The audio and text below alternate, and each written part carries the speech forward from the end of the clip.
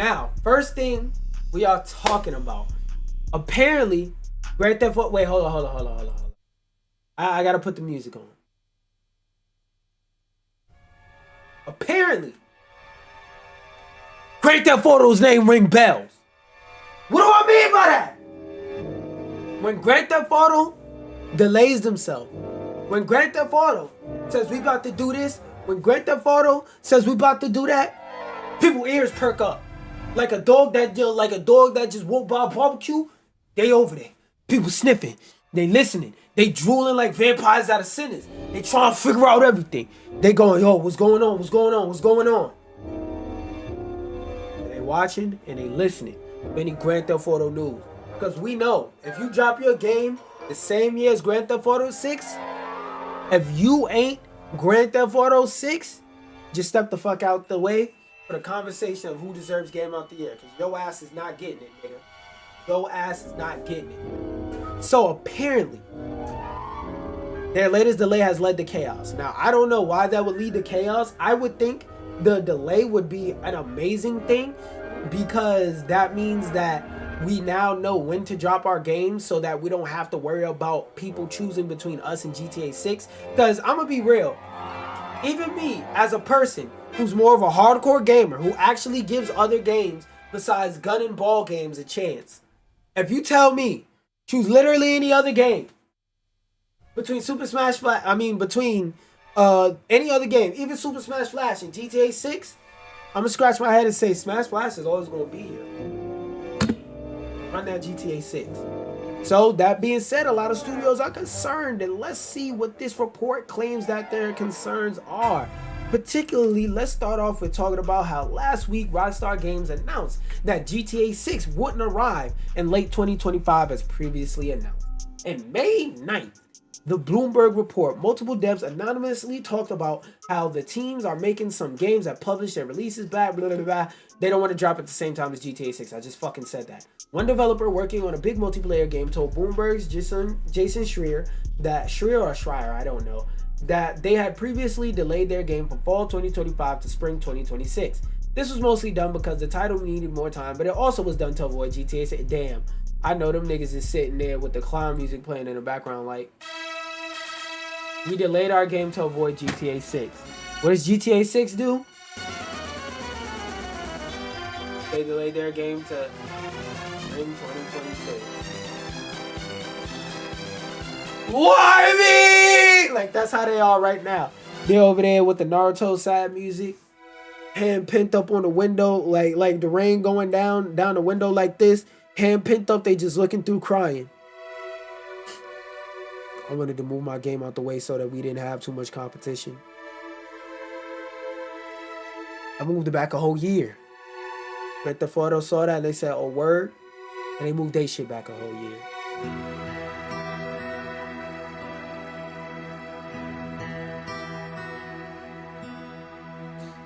But don't worry, guys. Just like how they're dropping on the same day as Grand Theft Auto, Devolver Digital is as well.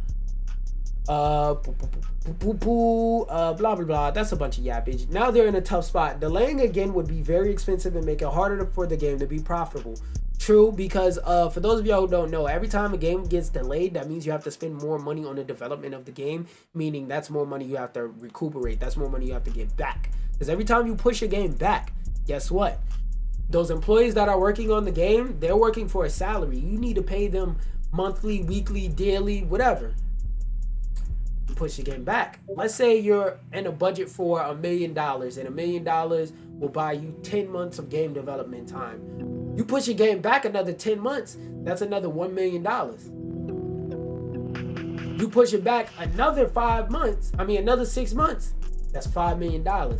You push it back another month, that's what? I said $5 million. What the fuck? 500,000. You push the game back another month, that's another 100,000, because you have to keep paying those employees to keep working on the game. So yeah, they're in a tough spot. They're fucking, like I said, they're over there crying in the corner, crying, looking out the window while it's raining, going, why me? But not delaying and landing right next to GTA 6 could be a disaster. Yeah, your game gonna be DOA. You stuck in a sticky situation. Bloomberg reports that in meetings happening at major publishers and studios across the industry, I feel like there's going to be a lot of half-baked ass games dropping in the beginning of next year, because there's going to be a lot of games that bigger studios don't have a lot of faith of in anyway. Say, hey, just drop the shit before GTA comes out, because when GTA comes out, you're guaranteed not to get any playtime. So if you drop your game before GTA comes out, even if it's half broken, you might get some initial people to come in and say, I like the idea, and just fix the plane while you flying it. Because then at least somebody will be on that plane and you'll be making money off of the people flying on that plane. Even though you gotta fix that bitch in the air, at least there's somebody on that motherfucker.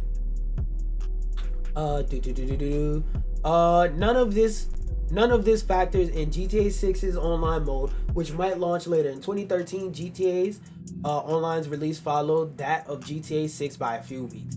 That could prove to be a huge problem for an online game that avoids the initial launch, but still gets devoured by GTA 6's multiplayer mode. And then on top of that, remember, Grand Theft Auto 5 was damn near a forever game.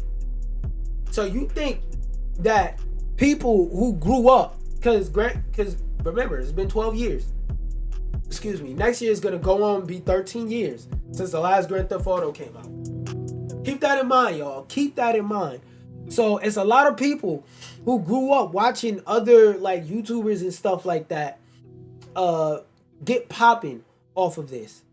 You think day one, the media blitz for Grand Theft Auto will allow for your game to get through? You think week one, month one, year one, the media blitz from not only Rockstar themselves, but from the Grand Theft Auto community and from how much people are going to watch Grand Theft Auto content because they've been waiting 12, 13 fucking years for this? You think niggas is clicking on your video over Grand Theft Auto 6 anything? Nah, dog. So a lot of studios are about to release a lot of half-baked ass games like from the beginning of the year to around now time next year. It's a lot of half-baked shit or a lot of rush shit that's about to come out. And can't say that I like it. Now this one, I put this article second because I don't even know if I'm gonna read through it all the way. I'm gonna skim through it bits and pieces with y'all and see if this shit is interesting. Infinity Nikki drama continues as developer retcons game's intro story section. So the story section of Infinity Nikki that I played 3, 4, 5 months ago, however much long ago when I was in the beta, shit might not even be the same. This is the volatile part of live service games. At any time, you could drop an update that pisses people who play your game off. For example, look at like Street Fighter 6 right now. A lot of the community playing Street Fighter 6 are mad as fuck at Capcom. Tekken 8 had a whole revolting against like Harada and whatnot for the update he just dropped. It's another game. Oh, City of Wolves. That game dropped and they dropped nothing for it, and people are saying, yo, this game is cool, swaggy, whatever the fuck, but we kind of don't give a fuck. So at any time, your game can have an update that could fuck up the entire game. So let's get into this. Another day, another Infinity Nikki controversy. Oh, so this game has controversies all the time. Interesting. The popular fashion gacha RPG can't catch a break as of lately as it continues to stumble through its much anticipated launch on Steam. From bugs to overpriced dresses, fans are not happy. However, players became even more outraged when the Infinity Nikki 1.5 update apparently retconned the game's opening story section. Over on Infinity Nikki subreddit, threads began popping up after fans noticed the change. According to users, developer Info Games outright replaced the gacha RPG's original opening with the new Sea of Stars co-op level. Oh, so they're trying to co-opify the game. So for those of y'all who don't understand what this means, them trying to co-opify the game means that they're trying to make it more so that people want to play the games with their friends. And if you don't understand how forever games work, the short version is the more people you allow to play with each other at once, the better. Okay, my headphones was fucked up for a second. From a plot perspective, it drastically shifts the tone of the game and changes how Nikki is brought into the game world. It also largely removes Ina from the story. Okay, who the fuck is Ina? Is that the star shit? Ina Infinity Nikki. Yeah. Oh, this bitch? This is one of the more important. What the fuck? So if you didn't play, because I didn't get too far into the story of Infinity Nikki because I said I don't give a fuck. I know that game is 100 million hours and that shit like this could potentially happen and that they're gonna update the fuck out of this game. But basically, she's like the most important part of the Infinity Nikki intro. Like, she's a major character in the Infinity Nikki intro. For them to remove her, a good equivalent would be... who's a good equivalent? It would be like if you played the opening sequence of Far Cry and they took Voss out of it. Wait, I don't know if Voss was in it. No, he was licking a knife. I can't remember though. Okay, so for those of you who've seen Sinners, imagine if in the beginning scene for Sinners, where Sammy walked in with the guitar up to his father, imagine if they just showed you the part, took out half of that scene and just showed you the part where Sammy was hugging his father and showed the father doing his sermon instead of Sammy driving the car walking up for the future foreshadowing. That's how fucking crazy it is for them to take her out. Like, she's a major part of the plot according to the intro part I played. So was her character problematic or some shit? Like, what the fuck? They got mad and they said shit on the forum. What the fuck they been saying? It's been 6 months. If they're retconning now, that's such a bad sign. For all these claims of careful planning, they didn't have the first year of lore planned out, which is a valid critique. Because what the fuck you mean this game ain't even been out 365 to 66 days, and you already changing major shit about the story? It's kind of fucking crazy. Yup. Also, the wishing one, Giovanni's struggle, not important. He mistakenly thought his wish was granted, but nah. The intro of the game was precisely what was okay story-wise. They deleted the part of the game that was actually good. Damn, so if you go further, the lore gets shitty? Sounds like game shouldn't be 100 million quintillion hours. It is after the intro where the story is bad. What the hell, Infold? Damn, so niggas is saying the only good part of the story is the beginning? Sounds like you fucked yourself, Infold. Your community, you took the one thing your community liked away. And like, okay, so for those of y'all not understanding how they're feeling, imagine if in 2019, like December 2019, Epic said, you know what? Fuck it, no more Battle Royale mode. That was just a limited time mode that's never coming back again. Fortnite the Battle Royale mode started getting popular in 2018, so to most people, basically it dropped in 2018. Imagine if in 2019, December, they said, nah, we taking that shit out the game. Just went right around the corner after Endgame and Infinity War dropped in December and early 2020s, when that game will pop straight the fuck off with that Thanos update. That's when it became the game is known as and as popular as it is and as much of a forever game as it is now. Yeah, I've just stopped playing. Either they fix that shit or sorry, say bye-bye to my money. And this is a game that fucking prints money. So if people are willing to get the fuck off your game from one lore fuck up, imagine, bro. So what is going on with Infinity Nikki that's practically turned its own player base against it? Drama first started brewing back on the 11th of April when fans noticed developer Infold Games had secretly changed the Steam wishlist rewards without telling them. Damn. However, the game would be embroiled in an even bigger controversy just a few weeks later. During the Infinity Nikki Steam launch on the 28th of April, the game's community exploded in a rage when they discovered that RPG released a new 11-piece dress. This meant that the game's banner now had a pity of 220. I don't exactly know what the fuck that means. Fans of the game were further enraged by Infold extending the Mirror Crown fashion event. Them charging $50 for an in-game bathtub didn't. Nigga, damn! Nigga, damn! 50?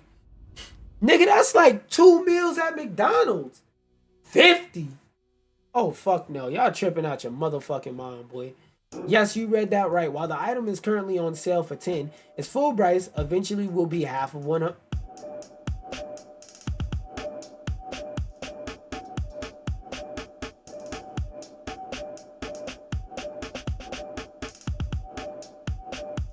Wait. Oh, give me a second.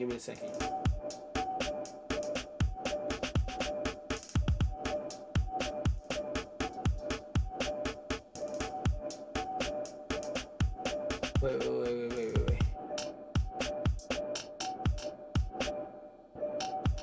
That's at like 1-0. Wait. Whoa. Let me try again. Okay, let me get a closer dip in.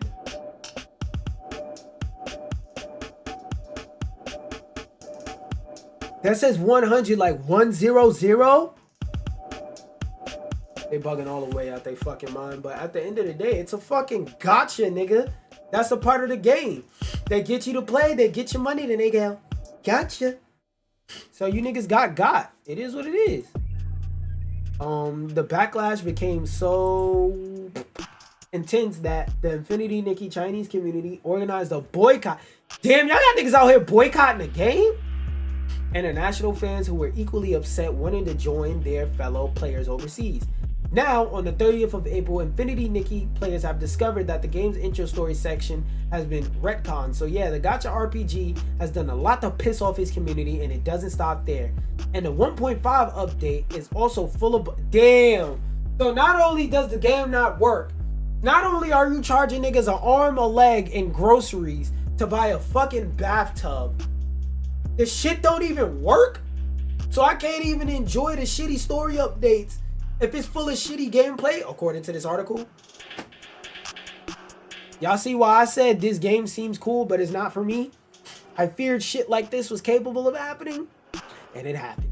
I don't like seeing stuff like this happens to a game, so I hope they get it fixed. But I feel like it's not gonna be fixed. You niggas ain't gonna get off this game.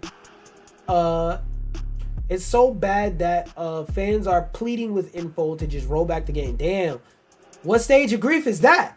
To a previous version. Yeah, not good. Only time will tell whether the game can win back its fans.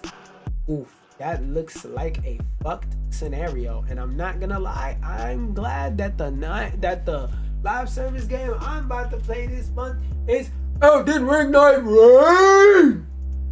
Elden Ring Night Reign director promises difficulty tweaks following beta feedback and updates for Night Lord Gladius. I'm not gonna lie, because all my friends didn't get into this beta, I couldn't really play this game with like people I know, but I can't wait till this shit comes out. Let's read on a little bit though. This shit is getting cut off a little bit. So what has FromSoft learned from the playtest? Well, speaking with PlayStation, Night Reign's game director, Big J, said the team had received a lot of helpful feedback regarding the difficulty. I don't feel like the beta was too difficult. I felt like the ability to coordinate with people on your team was difficult because there's no in-game voice chat, or there's no way to like voice chat or ping shit very well inside the game. Because there'll be times where I'm getting ready to fight a boss and I kind of just gotta waste time standing in front of somebody until they understand, hey, follow me, jumping in front of them and walking a certain direction, waiting, stopping, turning around, jumping to make sure they're still with me, and then going to fight a boss, and then they'll die once or twice to a boss and just start running by it when it's like, yo, we could just kill this nigga. We might die a couple times, but we could just keep recollecting our runes, take about 10-15 minutes, jump this nigga, kill him, and then go on about our way with whatever cool ass loot that this nigga can drop. But a lot of people maybe they didn't put two and two together because there's no voice chat, pinging system, no text chat, nothing. It's just, that's how you communicate. Shit sucked. Shit wasn't difficult. The communication was difficult. These adjustments will strike a new balance that makes the game challenging as you progress, but still manageable, Ishizaki said. The director added Gladius will also receive some updates, although he did not elaborate on what the fuck that meant. Big Eye added that some of those who took part in the network test found it difficult to understand what elements were visible on the map. That's true, because there were also like underground caverns and shit like that on the map. Excuse me, that you sometimes can or can't access that won't really necessarily be shown, but that comes with like discovery and wandering around the map and stumbling upon stuff, which is part of Elden Ring's allure. And said it was hard to identify next steps or how to use some of the character movesets. Yeah, that's true, Because y'all could go back and look at my gameplay. When I was playing as certain characters, I was like, yo, what the fuck does that mean? Like, I'm reading this shit, and like the whole time I was fucking baffled. Like, especially the recluse. Nigga, I didn't know how to use the recluse until the beta was damn near over. Like, literally on the last 5 minutes on the beta, that's when I figured out how to use the fucking recluse. But I couldn't start a new match or gameplay, so I was just assed out. Didn't get to really experiment with her moveset as much as I would like to. Therefore, FromSoft has made some tweaks to the final version of the game, which will ensure this information is presented more clearly. Yeah, because if they would have gave more clear explanations, it would have made more sense. But it was a bunch of nerd terminology in there and like crazy translation and localization shit that made me go, nigga, what the fuck are you saying? Night Rain's director additionally said that on the game's release, players will be able to determine a boss's weakness before heading into the fray. That would be nice, because if I'm not able to grind out bosses and just fight them over and over until I figure it the fuck out, it would be nice to not just be thrown in a boss battle after boss battle and they just shrug their shoulders and say, fuck you, hope you get this nigga enough times to figure it out, or that you figure it out right away. Like some hints, some little, hey, this and that. Because like if you're gonna make a faster gameplay loop, you can't let people move completely at their own pace. You have to guide and shape their experience more than something like Elden Ring, where it's like, whenever the fuck you figure it out is when you figure it out. You don't give a shit. You're gonna play it and enjoy it. This, on the other hand, is like, nah, this is made for time constraint, time constraint, time constraint, time constraint. So if poison is effective against the upcoming boss, you may proactively search for and loot items that inflict poison more often in that run. Yes, taking advantage of their susceptibility will give you an edge in fights, Big Bro explained. We intentionally designed the game so that you'll need to adapt and evolve your strategies along with the changes that happen in the game. I like that. I like that.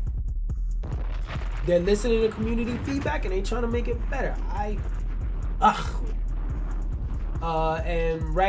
And last but not least, before we hop into Super Smash Bros. 2, let's look at this new Marvel Rivals game mode. I'm just watching the trailer. I don't even know if I give that many fucks. Let's see what it is. I heard it's a mixture of a couple different pass modes, including a big head mode, but I don't know what else it's like. Oh my god, is it a fucking conquest again? Why are there that many Lokis on this game?